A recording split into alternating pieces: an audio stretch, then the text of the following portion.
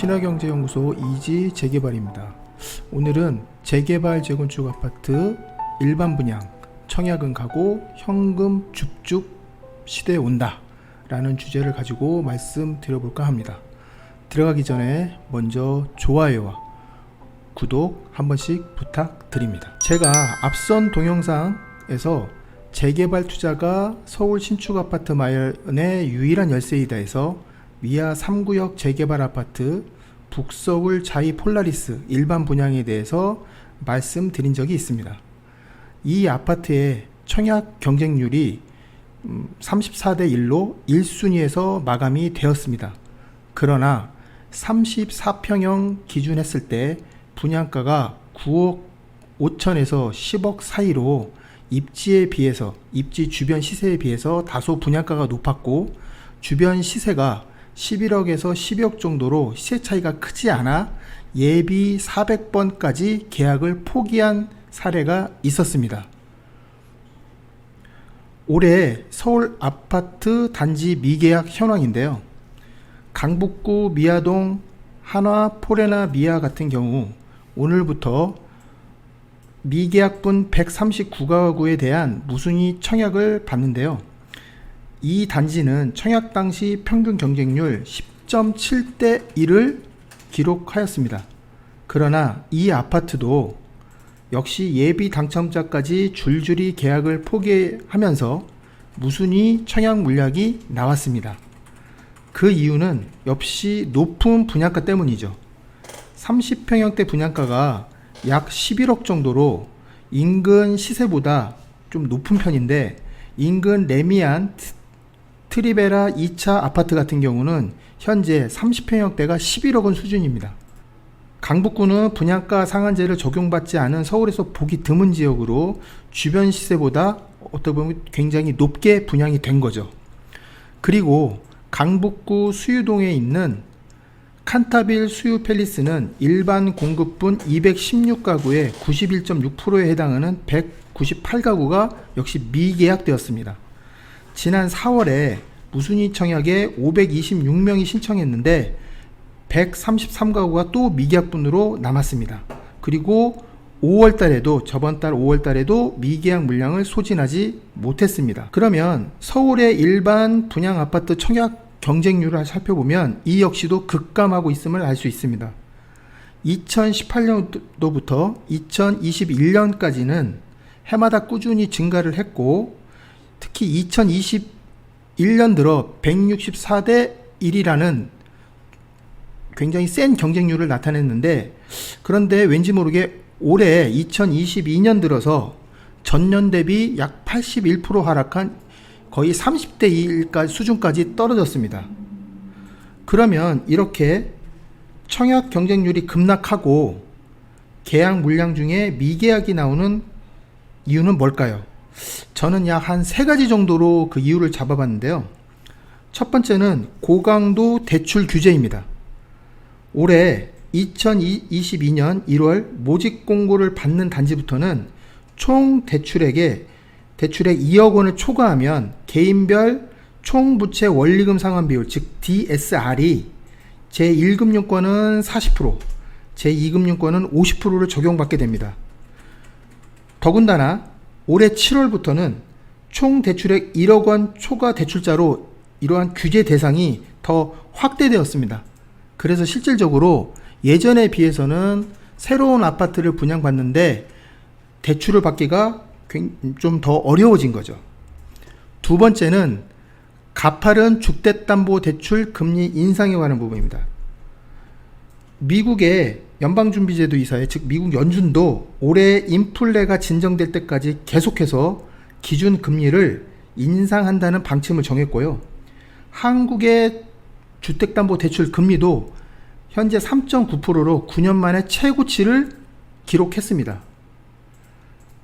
그래서 이런 금리 인상의 부담을 느낀 이런 청약 대기자들이 계약에도 분명히 조금 신중을 기할 수밖에 없는 지금 상황이고요. 마지막으로 높아진 고분양가를 들 수 있는데요. 분양가가 높을수록 청약 당첨자들이 계약에 큰 부담을 이제 느끼게 되는 건 당연한 현상이고요. 또한 이런 상황에서 청약 대기자들이 청약 통장 사용에 신중을 기하고 있습니다.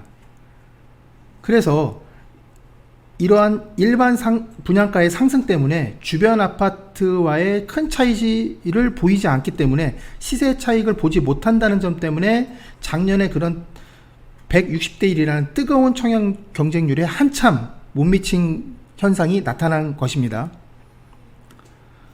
그러면 정부도 6월 부동산 종합대책에 분명히 분양가 상한제 규제 개선을 반드시 들고 나올 텐데요. 정부가 분양가 상한제를 손질하고 건설 자재비 상승분을 공사비에 적극적으로 반영한다고 합니다. 그렇게 되면 현재 주변 시세의 60%인 상한제 대상 아파트의 분양가가 60%에서 70% 또는 80% 이상도 올라갈 수 있다는 거죠. 국토부는 6월 부동산 대책을 내놓을 때 분양가 상한제 개선 방안을 반드시 지금 예고하고 있고, 자재 가격, 건설 자재 가격 상승분을 공사비에 적기에 반영할 수 있도록 제도 개선을 분명히 할 것입니다. 택지비에 대해서는 미래의 개발 이익을 토지의 감정평가에 반영할 수 있도록 하는 방안 등을 또 검토하고 있다고 하고요. 그래서 재개발, 재건축 사업비 즉 이주비라든지 금융이자라든지 또 상가주택에 대한 그거를 현금 소용할 때는 영업보상이라든지 세입자 영업보상이라든지 그 다음 명도소송비 등 정비사업으로 발생하는 비용을 일반 분양가에 분명히 반영을 시킬 겁니다. 그러면 분양가가 오르는 만큼 재개발, 재건축의 일반 분양, 신축 아파트에 대한 실수요자들의 내 집 마련은 더더욱 어려워질 것이고, 즉 분양가 상한제가 완화돼서 일반 분양가 상승 시에 재개발, 재건축 구역의 일반 분양 아파트는 또 미분양 발생 확률이 높아질 것입니다. 그 이유는 현재 분양가 9억 이하의 주택은 규제 지역 여부에 따라 중도금 대출을 40%에서 60%까지 받을 수 있는데, 만일 9억 원을 초과하면 중도금 대출을 사실상 받을 수 없습니다.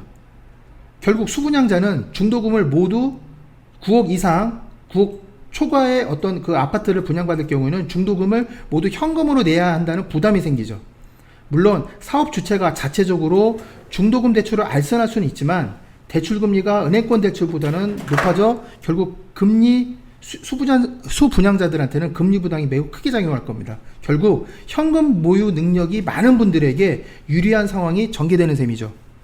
그래서 마지막 결론적으로 말씀을 드리면, 저번 시간에도 제가 말씀을 드렸죠. 서울시 내에서의 신축 아파트를 구입하는 유일한 방법은 재개발 물건 투자밖에 이제는 남아있지 않습니다. 재건축 아파트는 이미 가격 대비 너무 상승해 버렸기 때문에 가면 갈수록 대출을 안고 사야 하는 30대, 40대의 실수요자들에게 이미 큰 부담이 되는 투자재죠. 만일 신축 아파트가 안 되면 이분들은 또 구축 아파트로 가셔야 돼요. 그런데 신축 아파트의 가격이 오르면 구축도 따라서 일정한 그런 간격을 두고 가격이 올라가기 때문에 아파트 실수요에 대한 그 실수요 입성은 가면 갈수록 쉽지 않고, 이것이 바로 신축 빌라 수요를 촉발할 수밖에 없다는 것입니다. 즉 전세로든 매매로든 신축 빌라의 전세값도 그렇고 매매값도 결국 다 상승을 하게 된다는 얘기죠.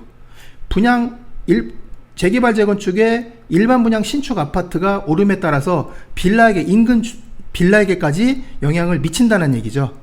예, 그래서 이 부분에 대해서는 특히 30대 3040 세대 주택을 실수요로 구입하시는, 신축 아파트 실수요로 구입하시려고 하는 그런 분들에게는 좀 유념해야 될 그런 사항이 될 수도 있겠습니다. 예, 오늘 말씀 여기서 마치도록 하겠습니다. 구독과 좋아요는 저희에게 큰 힘이 됩니다. 감사합니다.